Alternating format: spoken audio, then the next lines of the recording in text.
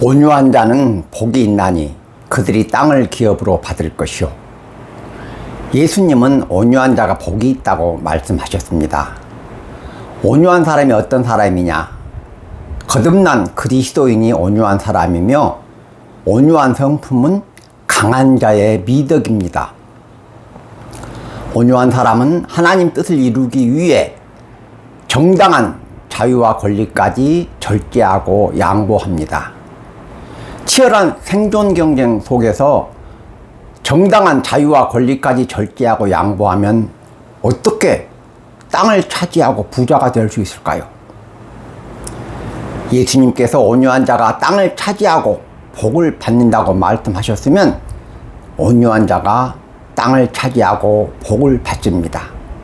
예수님 말씀은 만고불변의 진리이기 때문입니다. 오늘은 온유한 자는 복이 있나니란 제목으로 말씀을 강론하겠습니다. 성경 마태복음 5장 5절 말씀입니다. 첫째, 그리스도인은 온유한 사람이 되어야 합니다. 온유에 대해 가장 많은 글을 쓴 사람은 그리스의 철학자 아리스토텔레스입니다. 아리스토텔레스는 미덕을 두 극단 사이의 중용으로 보았습니다.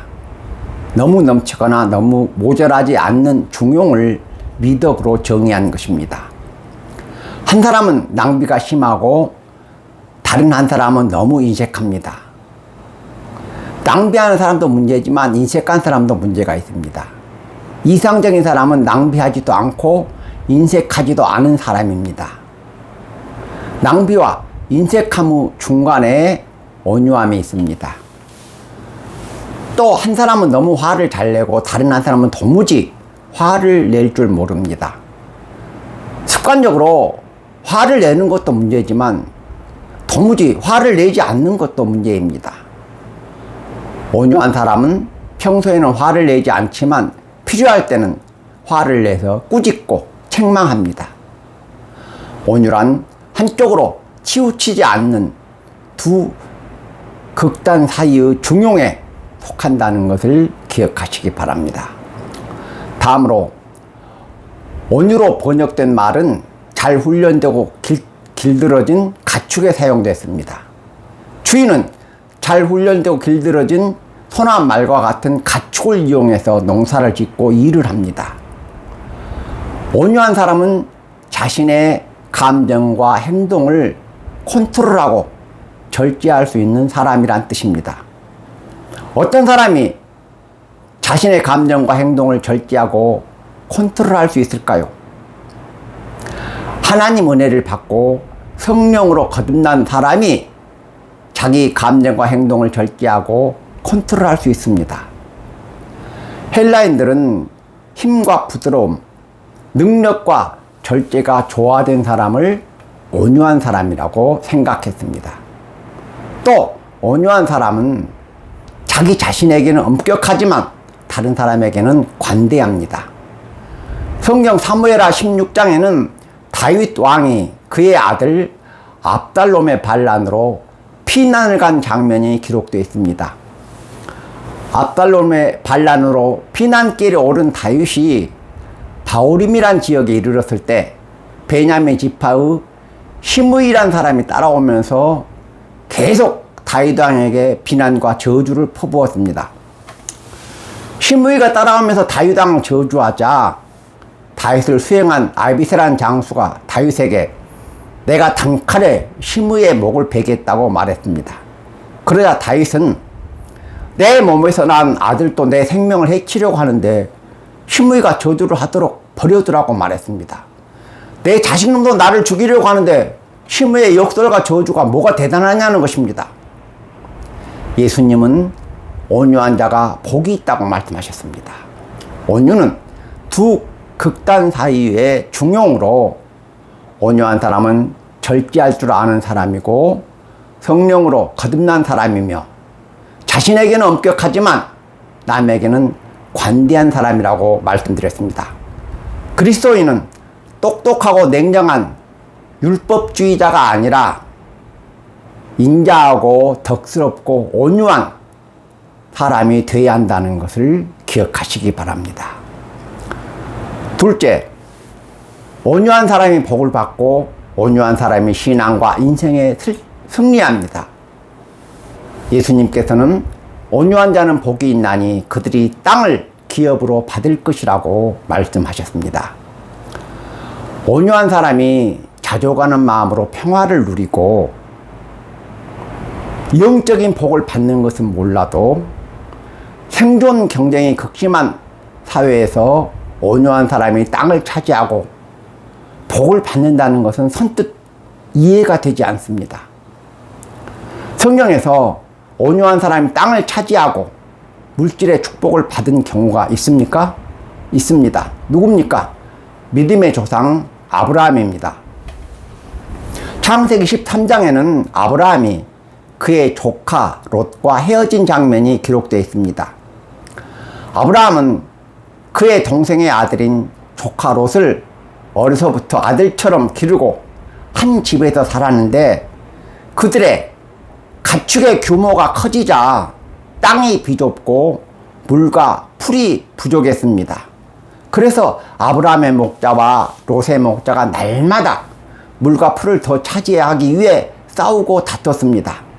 그래서 어느 날 아브라함은 조카 롯에게 우리는 한 친척이다. 나나 너나 내 목자나 내 목자나 서로 다투게 하지 말자. 내 앞에 온 땅이 있지 아니하냐. 나를 떠나가라.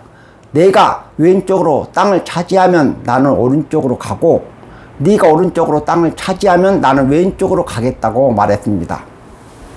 온유한 아브라함이 조카 롯에게 땅을 선택해서 떠나도록 양보한 것입니다. 롯은 감사하다는 임사 한마디 없이 물과 풀이 넉넉한 요단 들녘을 선택해서 떠났고 아브라함은 가나안 땅에 남았습니다. 아브라함과 롯 두 사람의 운명이 어떻게 됐습니까?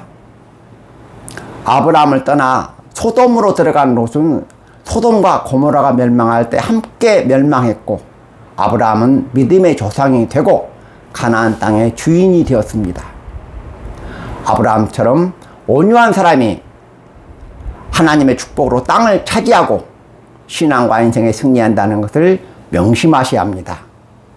또 하나님은 온유한 사람을 큰 일꾼으로 사용하십니다.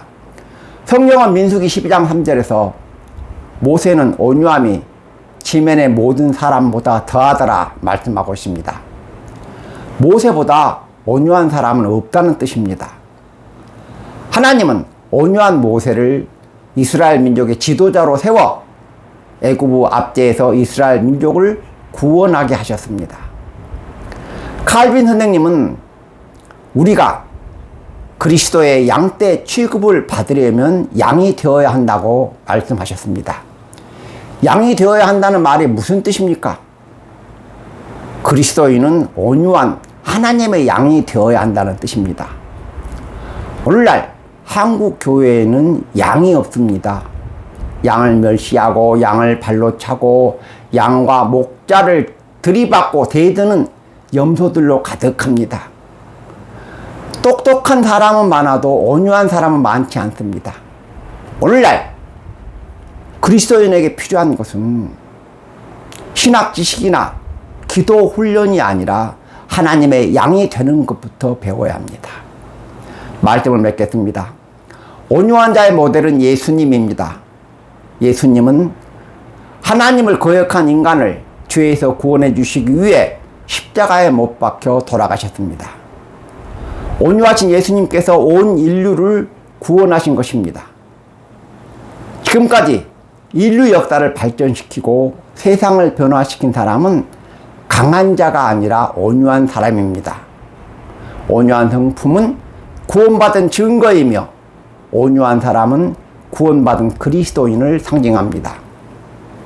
성도 여러분이 지금까지 살아온 여러분의 삶을 한번 돌아보시기 바랍니다.